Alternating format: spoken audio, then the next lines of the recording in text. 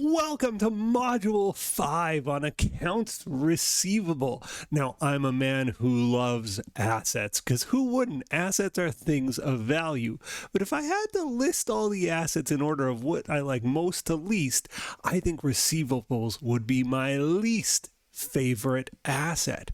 And the reason is, to have a receivable, that means somebody owes you money. So I always start my classes asking my students, hey, has anybody here ever been owed money by a friend or a loved one, someone you know, right? Then think about in your life, somebody who has owed you money at some point. And then the follow-up question is very telling. I ask my class, have you ever been in a position where the person who owed you money never paid? Look at this guy's sad face. It's a guy with his hand out hoping to get paid. He doesn't get paid. And all the hands stay up. Everybody has experienced somebody owing them money and them not getting paid. Well, we're thinking about friends and loved ones here. Now imagine you're in a business relationship. This is not your friend. This is not your loved one. Plenty of times in business, you are owed money by a customer or a client, and for one reason or another, they fail to pay. And so that's a big topic of this module, is collecting receivables and the challenges of collecting those receivables. So I wanted to run through sort of three scenarios here. First, we'll look at a typical cash customer and the journal entries around them. Then we'll look at a good credit customer. What makes a good credit customer? They pay on time. And then we'll look at the nightmare credit customer. And these folks do exist. And this is somebody that is eventually not going to pay. But the problem with a credit customer is you don't know it, and you can spend months chasing them before they don't pay. So they're costly in that sense, not only in terms of not getting your money, but also in terms of eating away at your time. But let's first look at a typical cash customer. So it's December 10th, 2029. You perform a $1,000 consulting job for a client who pays cash. Your fiscal year ends December 31st. Okay, record any relevant journal entries. Cash change hands. We got cash. It's December 10th. We're going to debit cash for $1,000. And we're going to credit. This is us doing work. This is consulting rev, of course. Consulting rev. I'm running out of space here. There we go. Okay, so December 10th, 2029. Debit cash, credit consulting rev. Easy peasy. Typical cash customer. Let's move over to a good credit customer. So what's the story with a good credit customer? Again, December 10th, 2029, we do a $1,000 consulting job for a client on account. All right, well, what does that look like for a journal entry? So on December 10th, 2029, I debit not cash, I debit AR because I did some work for them and they haven't paid. And I, of course, credit consulting rev. Consulting revenue for that $1,000. And this is DR and CR. And my fiscal year ends December 31st. Okay, so I prepare a balance sheet. I'll show receivables of $1,000 on that date. I'll prepare an income statement as well, showing the consulting revenue. They pay their bill on January 8th, 2030. So January 8th, 2030. They paid their bill. So what does that look like? Well, cash changes hands. They're giving me cash, $1,000, and I credit AR for this customer. Now, when I was a beginning articling student working at a CPA firm, I'd look at this situation and I'd go, why doesn't everybody just do cash? Like, the credit customer, it's twice the work, right? Twice the journal entries. And in fact, it's more than twice the work because not everybody's a good credit customer. Sometimes you're chasing them. There's checks in the mail. There's way more work than a typical cash customer. So why doesn't everybody just make all your customers pay cash? And the answer, I hope, is fairly obvious to you. It's attractive to your customers. It will attract more customers to offer credit. I often think of my university. If they showed up to buy office supplies at your office supply store. Let's say you're a Staples type of company, and they say, "Oh, we'll do $1,000 test purchase with you, and if we like you, we'll keep buying." And, you know, my university probably buys more than $1 million of office supplies in a year. We'd be the best client in this city for sure for office supplies. So the buyer walks into Staples, they go, "Okay, let's do $1,000 test buy." And if they walked out the door and Staples said, "Okay, well, now you got to pay cash because we only do cash because, you know, Tony Bell had said cash is way easier," the university buyer would go, no, send us a bill. It's going to go through a purchasing department, and it's going to go through the university's controls, and you'll send us a bill, and we'll handle it that way. And if the Staples guy stuck to their guns and said, no, cash only, the university would just say, "Oh, okay, we can't do business with you." Right? Like, we're not interested in doing business on a cash basis. Send us a bill, we'll pay the bill. You know, there's approvals processes. And at that moment, the Staples person would change their policy. They would go, "Oh, the biggest account in town wants to be a credit customer. I guess they're a credit customer because I want the biggest account in town." So that's the reason that companies begin to offer credit. And then once they start offering it for the amazing client, they start to go, "Oh, I can get more customers anyway." And it's attractive, right? That's the reason they do it. But the fact that they open themselves up to more and more credit customers means they take on a risk of a nightmare credit customer. So this is a whole drama that's going to play out. It's December 10th. We perform the same $1,000 accounting job for our client. So let's just do that journal entry. Same journal entry as above. We debit AR, or the previous one. Let's just say AR nightmare, right? This is a nightmare client. We don't know it at the time. If we knew they were going to be a nightmare, we wouldn't have taken them on as a client, but that's the reality of life. You don't know it's going bad until after it goes bad. Debit AR nightmare, credit consulting rev for $1,000. What happens next? Well, our fiscal year ends December 31st. So on December 31st, 2029, we do financial statements. We have an income statement showing this consulting revenue.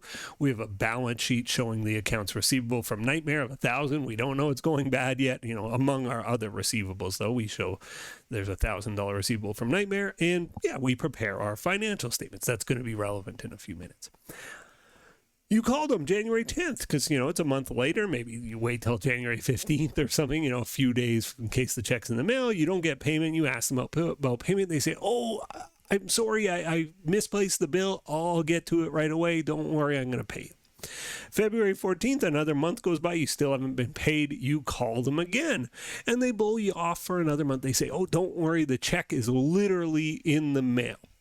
March 15th, you're starting to get impatient with them. You call and say, "Well, we're sending you to collections. If you don't get this money to us," and, you know, by the way, we're starting to charge you interest on your overdue account. You know, now you don't owe us $1,000, you owe us $1,020, whatever, right? We're getting way more threatening and way more mean to them. And then April 15th, we get this, we call them and it goes, "The number you have reached is not in service." Or, you know, if we're emailing them, the email bounces back. It's like unsendable address. And so we do what anybody does in the modern internet era. We Google the owner, and we Google the person, our point of contact, and we see their Facebook page or some social media post, Instagram, and they're just open to the public. And we see they're skiing in Switzerland. And it's like, they've been crying poor. They've been saying they can't afford to pay our bill. And yet, if you're skiing in Switzerland, you got a lot more than $1,000. You definitely could afford to pay the bill. And so we contact them on the social media platform, Instagram or whatever. And we say, "Hey, you're in Switzerland skiing. You've been saying you can't afford, you got to pay the bill." And the person goes, "LOL, I'm in Switzerland. I'm Swiss. I'm not from your country. I'm not going to pay." They just say, "I'm not going to pay. Lawyer up," right? And they know, and you know, that if you hire a lawyer, you're getting involved with some international police aren't going to chase this person. They know they're probably getting away with it, right? If they don't return to your country from Switzerland or wherever they are in the world, it's going to be very difficult for you to collect. And you think, "Oh, lawyers are like a couple $100 an hour just to get started. It's not even worth it." And so on that day, you decide. Now, you might not decide this, but in this hypothetical scenario, you decide you want to give up. All right. So a big piece of this chapter is when you give up, how do you do it, right? From an accountant's perspective, how do you give up? And the answer, well, this is a well-known thing. Like, they don't go skiing in Switzerland every time, but you can be owed money for which you're not going to collect, and you at some point give up on the money, right? You give up on receiving the money, and it sucks. And there's an expense related to giving up, the fact that debts go bad. We call it the bad debt expense. This can also be called the uncollectible account expense, right? It's just an expense account related to the fact that sometimes the customer doesn't pay. They might go bankrupt. They might disappear to Switzerland. They might just dispute their bill, right? They might say, you did a terrible job consulting. I'm not paying. That happens, right?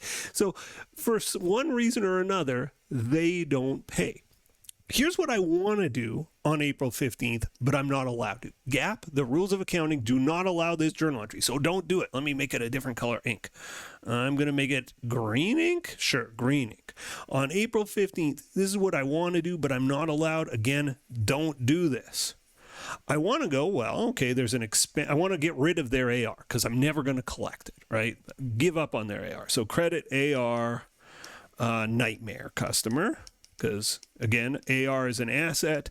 It's something that indicates a future economic benefit. Well, I'm going to get no economic benefit from this character. They're not paying, and I'm not chasing. So I give up on their AR, credit AR. I would love to debit this expense account that I've just identified, the bad debt expense, for $1,000. Unfortunately, I can't do this. If you read your chapter, they call this the direct write-off method, and wouldn't that be nice if we could do the direct write-off method? It wouldn't be much of a chapter, though. It's a pretty easy transaction. Unfortunately, the rules of GAAP, the rules of accounting say you can't do this. And the reason you can't do this is because of something called the matching principle. And it says, if I recorded a revenue in fiscal 2029, so December 10th, 2029, I recorded a revenue. I need to record all of the expenses related to that revenue in 2029. So my bad debt expense needs to be on these financial statements. Can you think of the problem with this? I hope you're saying, well, I didn't know it was a bad debt, right? Like I wasn't even trying to collect until January 10th, 2030. So on December 31st, 2029, how could I have known there was a bad debt? Because I wasn't even trying to collect yet. Like it was no problem at that point. And the answer is, of course, we accountants know this. We know this is a problem. On December 31st, 2029, presumably, we have a lot of people that owe us money. We do work for all kinds of clients. And you guess, that's a bad word. You estimate. Well, if I have 100 clients, they each owe me $1,000, that's $100,000 in receivables. Some of them are going bad. Based on the fact I've been in business for a while, I know it's 3%, right? I know 2% of the time, 2 out of every 100 customers goes bad. They go bankrupt. They die before they can pay their bill. Some other tragedy befalls them, and they don't pay their bill. Okay, well, on December 31st, 2029, we have to make an estimate of who's not going to pay. We don't know who it is, but we guess. That is a big focus of Chapter 5.